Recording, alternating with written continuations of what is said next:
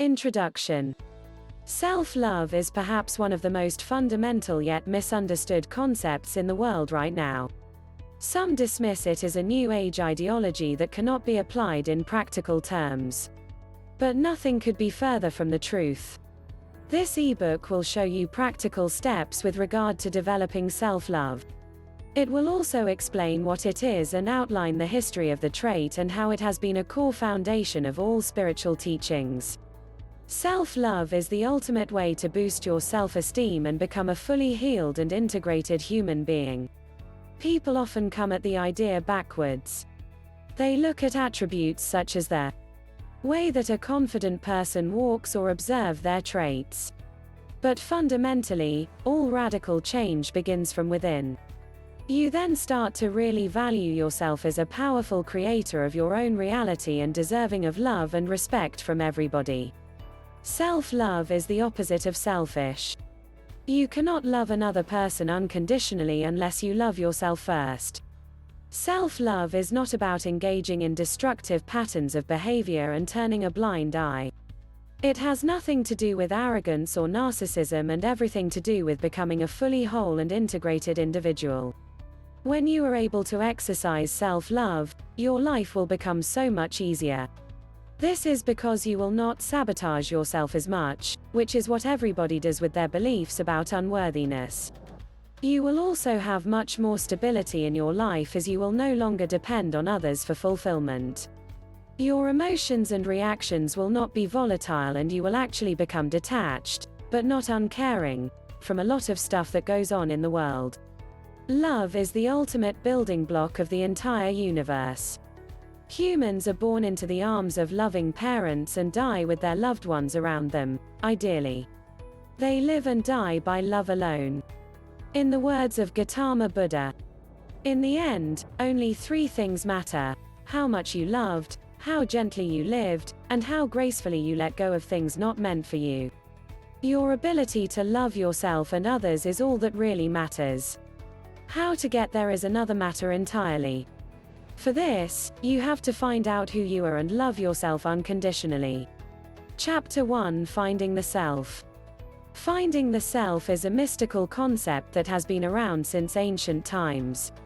The self has been described by many names, such as the soul, the oversoul, the Atman, the monad, the I Am, presence, the Christos, the illumined one, and so on.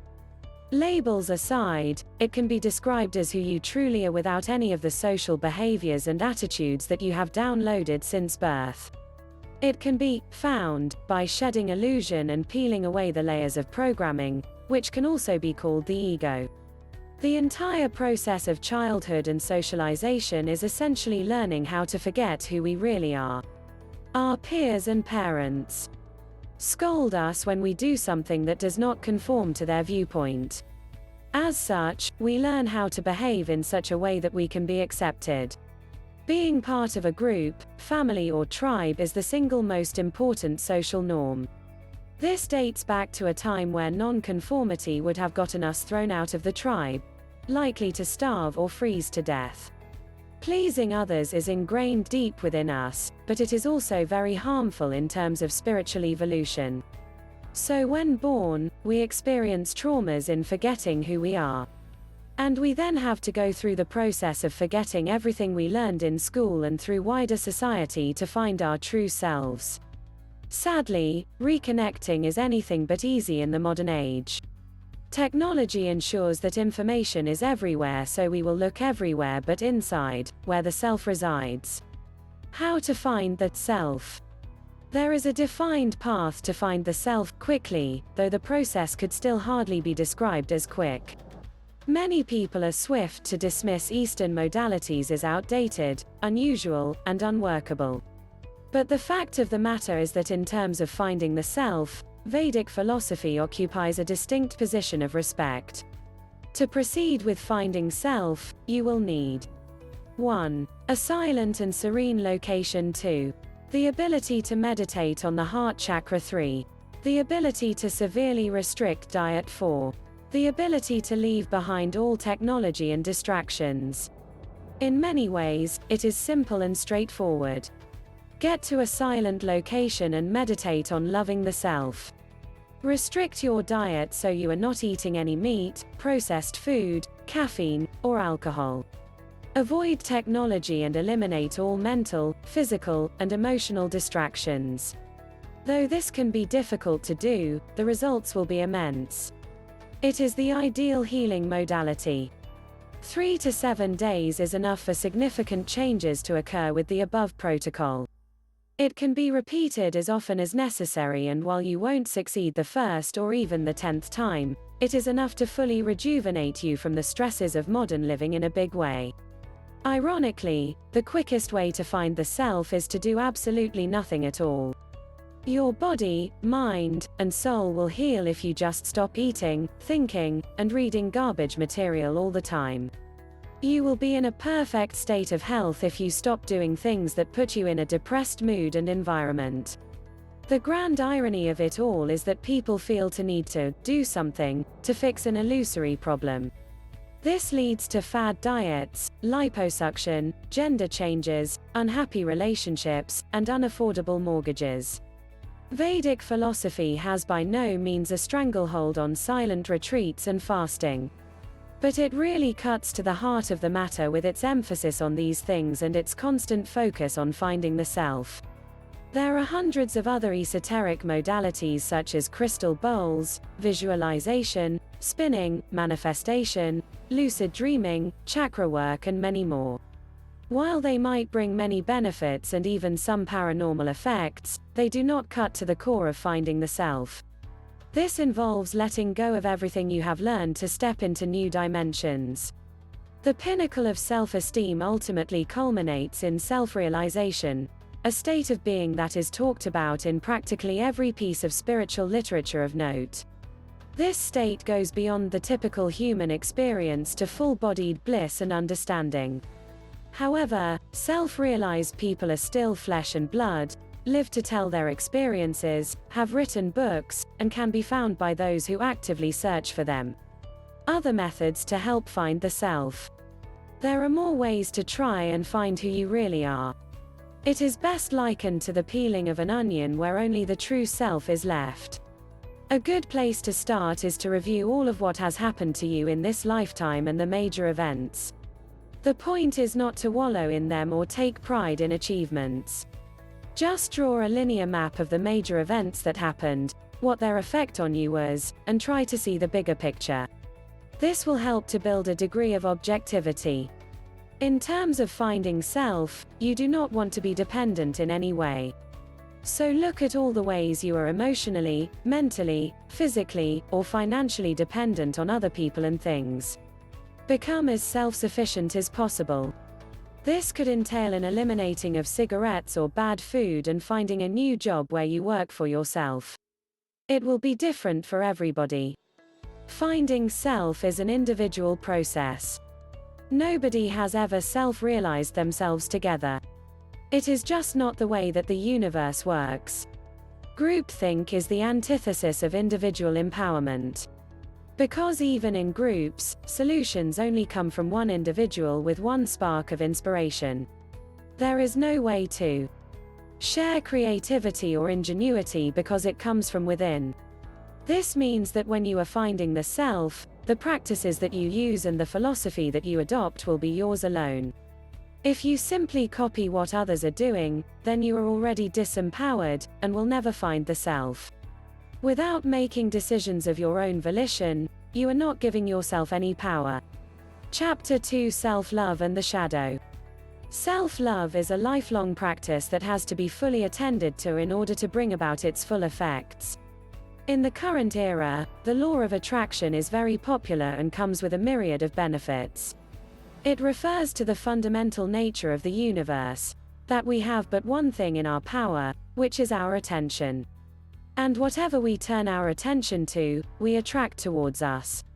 Some authors have indicated that attention is love and that whatever we love or put our attention on simply grows bigger. So we must be discerning in where we place our attention. It is worth noting that the two biggest fields in spiritual psychology, shadow work and positivity psychology, are adamant that people should only focus on bettering themselves and will, therefore, better the world as a consequence. Shadow work is a critical piece of the puzzle in terms of self-realization and empowerment. It has taken center stage from the law of attraction. According to Carl Jung, enlightenment can only happen through shadow work. One does not become enlightened by imagining figures of light, but by making the darkness conscious. But it is also worth mentioning that when the law of attraction is studied in detail over the course of all the videos and texts, the shadow self is comprehensively dealt with. Over time, the person will attract instances where the dark side becomes healed without making it the main priority. This could be in the dream state or in physical reality. All about the shadow. Shadow work has first brought to the mainstream attention through the work of the eminent psychologist and behavioral therapist Carl Jung. He examined the shadow side of the human being primarily through the dream states as well as symbols. He also discovered something called the collective unconscious, which is shared by all humans. However, this is not relevant to the personal purpose of finding the self. You do not need to investigate the theory to complete the tasks. The theory always comes second to practical experience. As per Jung, everybody has a shadow self which needs to be integrated. The less that the person integrates the shadow and expresses it openly, the blacker and denser it will be. Additionally, the shadow will often project its own failings onto other people. This phenomenon is often demonstrated in law of attraction teachings, where we notice things in others that we hate about ourselves. In other words, our weaknesses and irritation can be the best tools for introspection. According to some authors, the shadow self is actually the seat of creativity and has many positive aspects. It is just that certain attributes are now viewed upon favorably by our current society. Alternatively, the individual might have just had a certain experience that forced him or her to repress certain emotions and behaviors. Regardless, everybody has a shadow side that needs to be tended to. For some, it is more obvious than others. You can use other people as a mirror to understand your own shadow. It will be oblivious to you but crystal clear to those who know you. For Carl Jung, the shadow self was a monster both individually and collectively. It is a frightening thought that man also has a shadow side to him, consisting not just of little weaknesses and foibles, but of a positively demonic dynamism. The individual seldom knows anything of this. To him, as an individual, it is incredible that he should ever in any circumstances go beyond himself.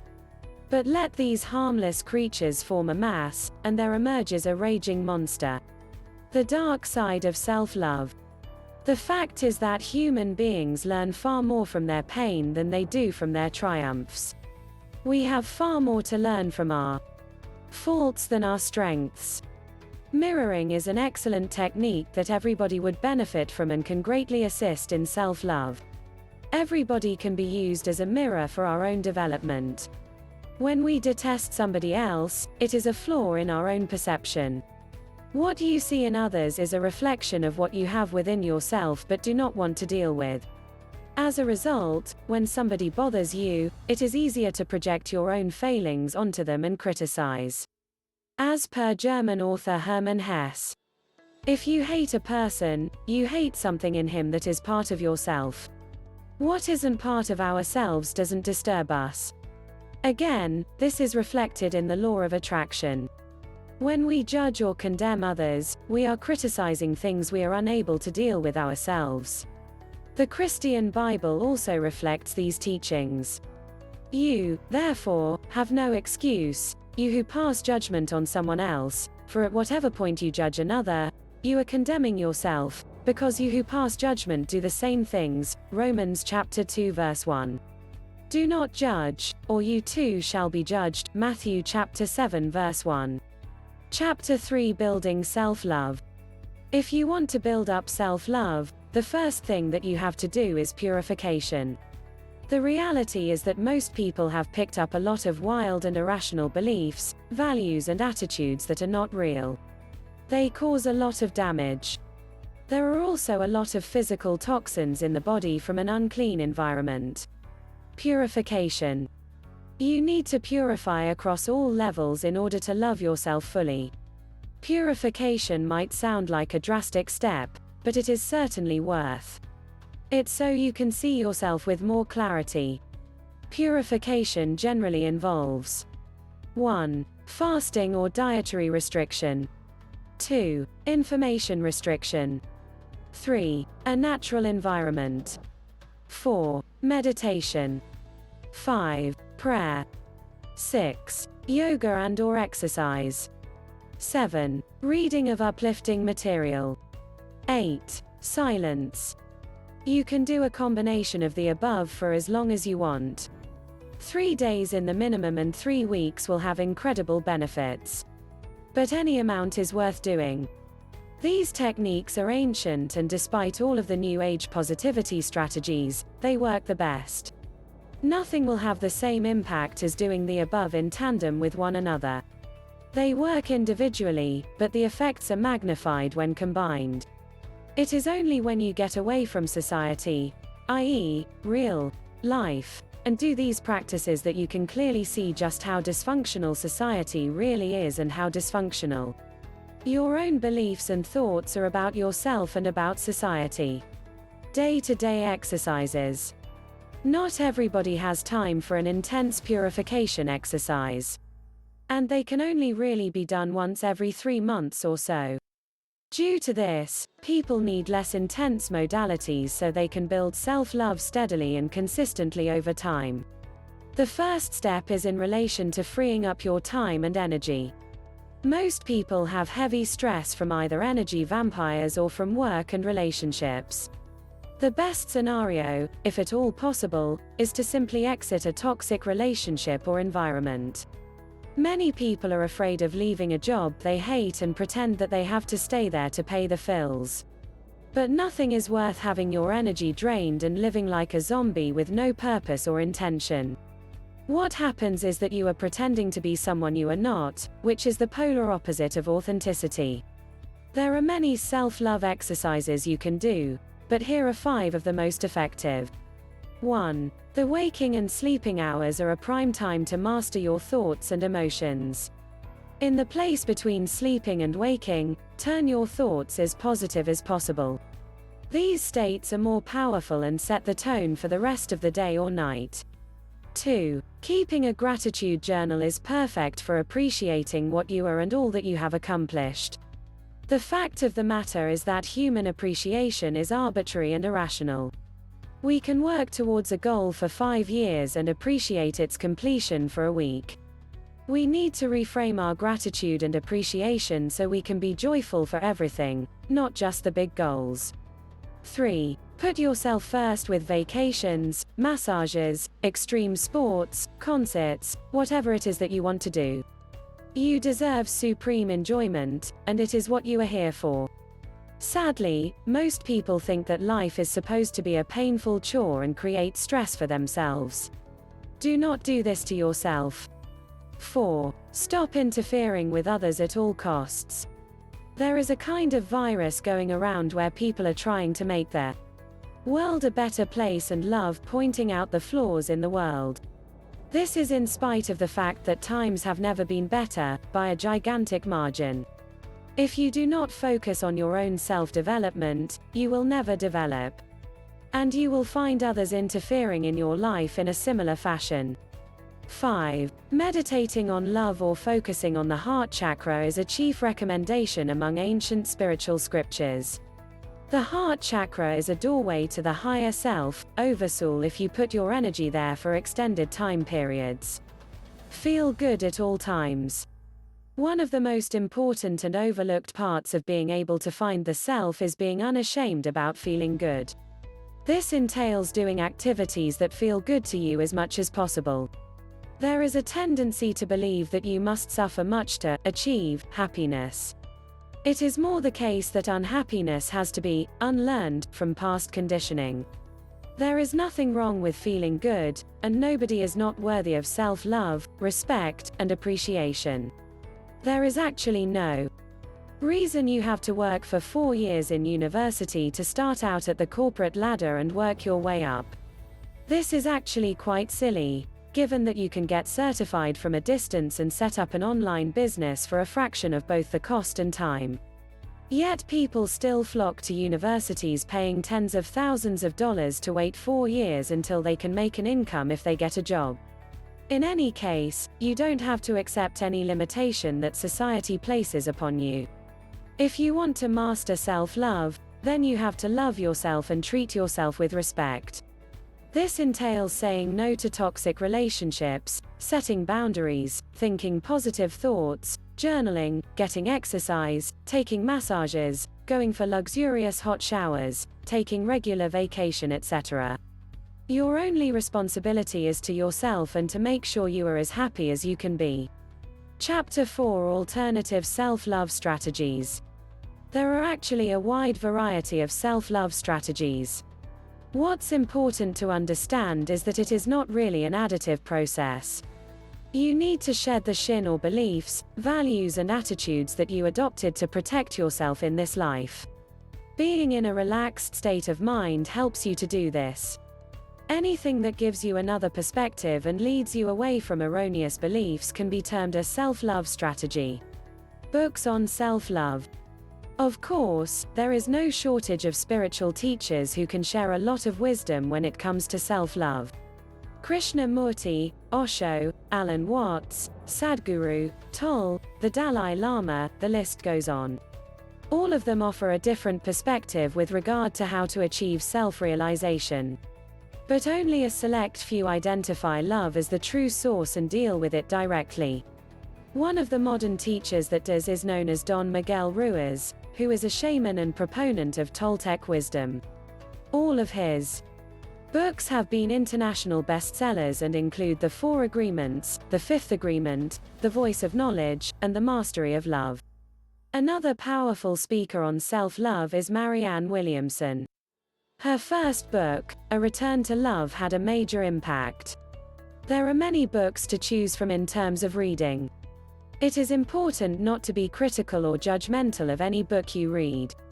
If it's not for you, just put it down and select another that is more appropriate.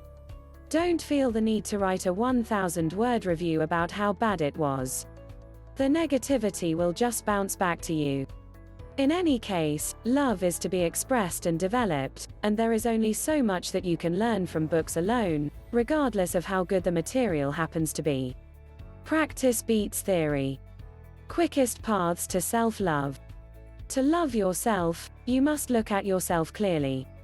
And doing this is not as easy as you might think. Most people have an idea of themselves that they associate with their jobs and accomplishments.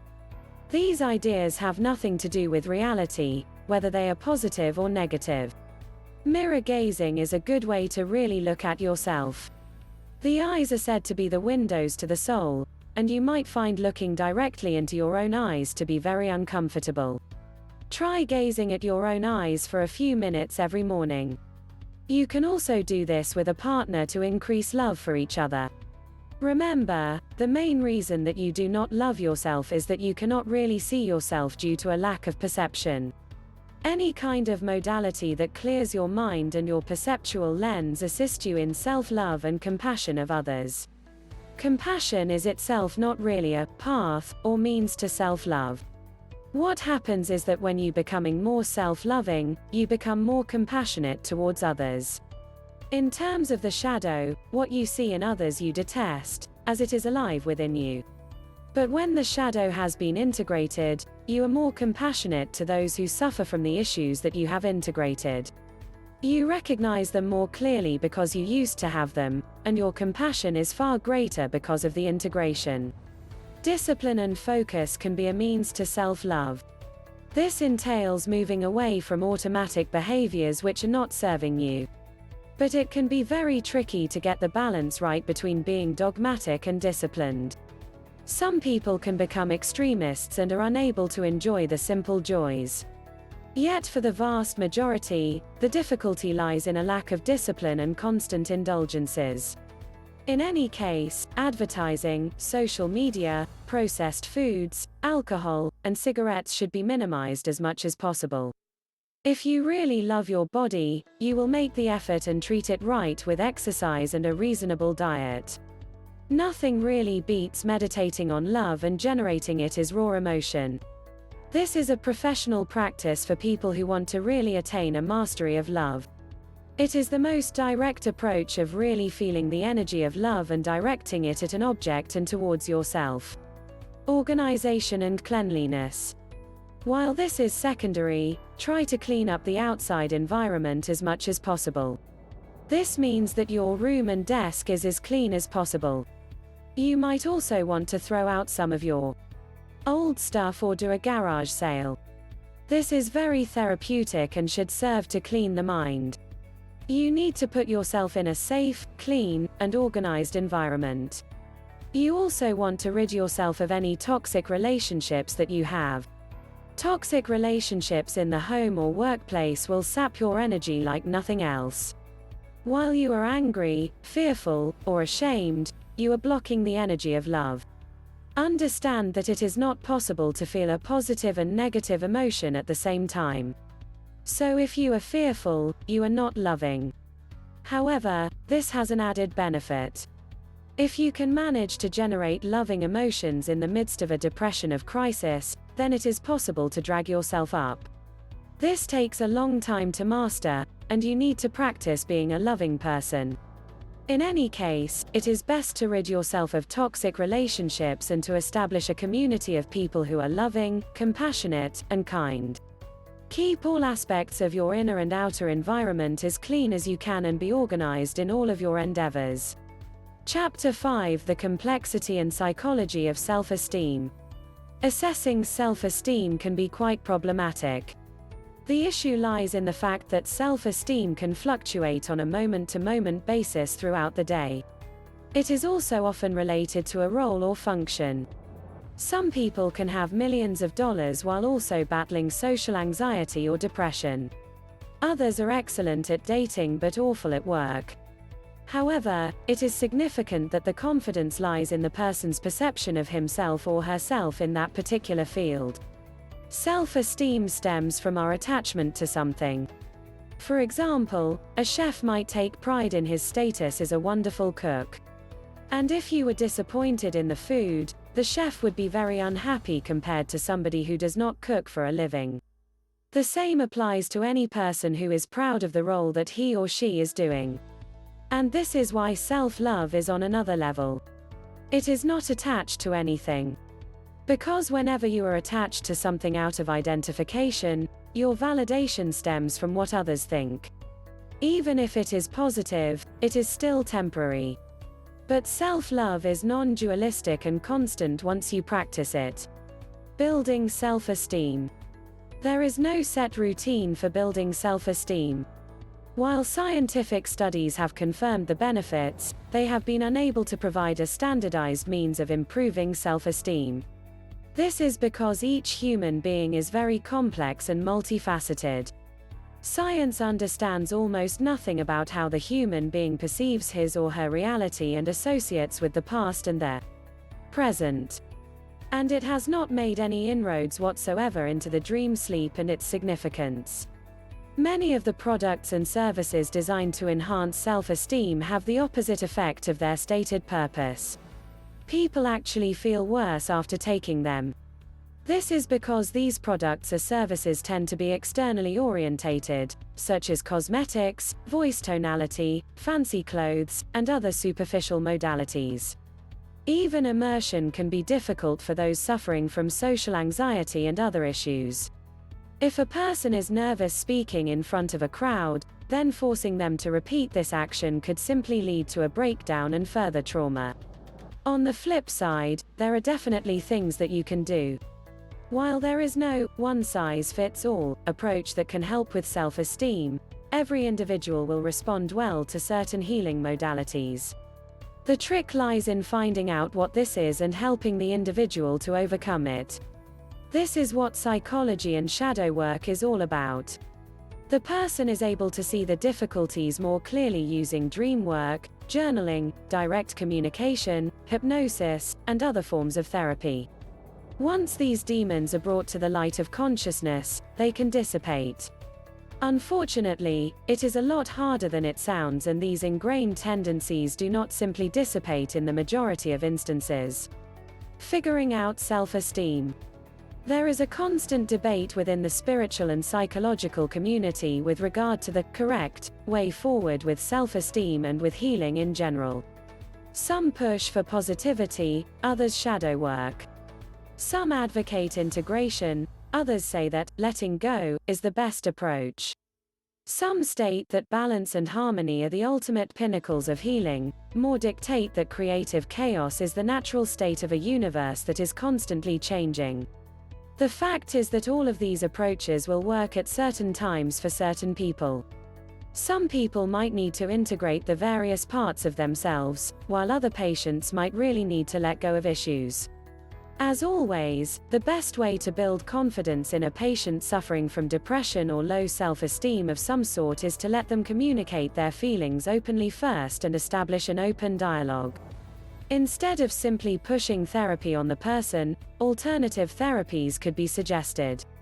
In the way, the person uses his or her own power and resources to come up with creative answers. And it could be anything from painting to diet to meditation to going back to university. Practical ways to build self-esteem. As complex and multifaceted as building self-esteem might be, there are still a number of down-to-earth and practical ways to enhance it. Taking yourself out of situations where you are not confident is equally as important as putting yourself in places where you have high levels of self-esteem. The following are 7 practical ways to build self-esteem. 1. Put your health first. Always put your health and well-being first. Nothing is more important than being stress-free in a healthy body. This will also involve a certain amount of discipline. Exercise regularly and tend to diet, as health is attractive and will lead to self-esteem. By looking and feeling better, people will also start to treat you better. 2. Save money. Regardless of your beliefs about money, it is needed to function. And you should have a healthy amount of it at hand so that you do not have to worry about it. Save a certain amount of money and budget so that you always have enough for the bills in advance. Anxiety and stress over money takes up a lot of mental and emotional resources. 3. Build competence. Whatever your role is, make sure you are competent at it. Like a lack of money, if you worry about being able to perform your job, then your well-being will suffer. Competence is one of the best things to assist in building confidence. Whatever you are good at, try to get better. 4. Focus. Do not exert all of your resources trying to do too many things at once. Keep it simple and focus on doing one thing at a time. Many people overexert themselves with too many tasks or go the other way with too much vacation time. You can use focus to build money and competence slowly over time. 5. Meditation. Health, money, and competence are the building blocks of a healthy human being. But after this, it is time to take it to the next level and build confidence that is hard to shake in any circumstances. Meditation can assist in detaching you from reality so you are not as affected by the thoughts and opinions of others anymore.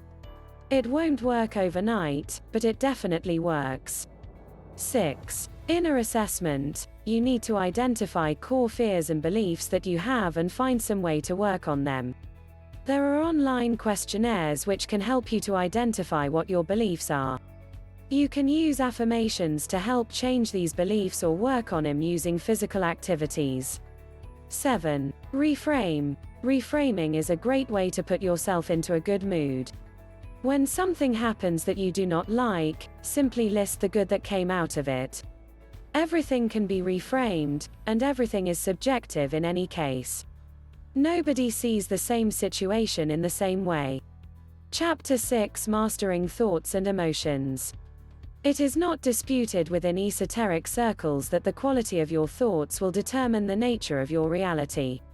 And thought is really just a habit. If you can really change your thoughts, you will be able to control what you experience.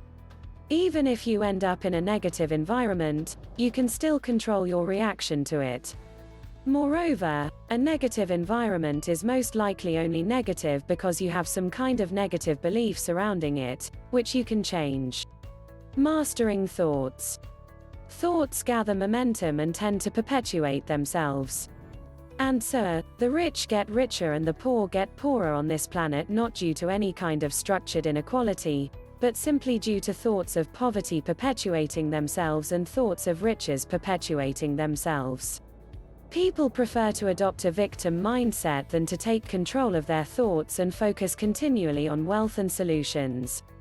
It is so much easier to blame a villain than to accept responsibility. It is also far lazier and accomplishes nothing at all.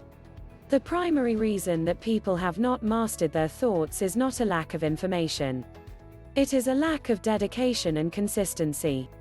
People have a habit of instantly reacting to negative news and events without understanding the power of their own minds. They are the ones generating the stress, anxiety and worry as a result of their own powers of observation. Gaining power over your thoughts is a lifelong endeavor. But it is the only real task that you have to do, as it determines everything. Mastering emotions. Thoughts and emotions are interlinked. While thoughts lead to emotions, it is entirely possible to learn to leverage emotions without any thoughts whatsoever. This is even more powerful. It is not the thought that generates the power, but the emotional energy behind it. So you can go directly to the source. Of course, the most powerful emotion is love, and you should try to master this if possible. Love can be generated if you place your thoughts on people that you adore. Over time, you will be able to summon the energy directly. This will not happen overnight, but it will greatly increase your power and charisma. Some events can generate an immensely negative reaction from a person due to previous trauma. And this can be very difficult to deal with.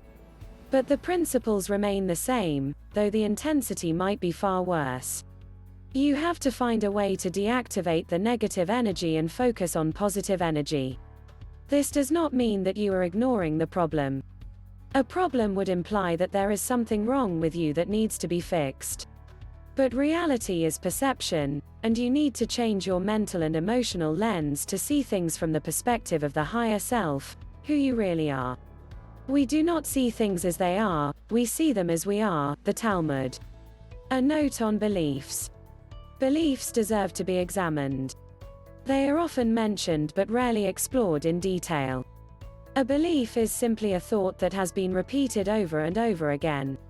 It becomes ingrained in the human being as a fact, though this is not really the case.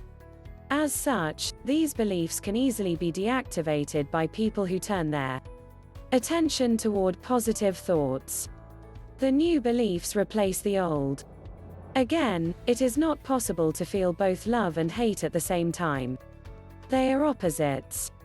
But if you have a belief about someone that results in the energy of hatred, then you will continue to have this belief unless the thought chain is interrupted. Activating the exact opposite is key to deactivating a negative belief. However, you need to use meditation as an intermediary. If you are in anger or despair, first you need to meditate and slow down. Then you need to access the opposite belief. Deep beliefs are often the biggest obstacle to new states of awareness.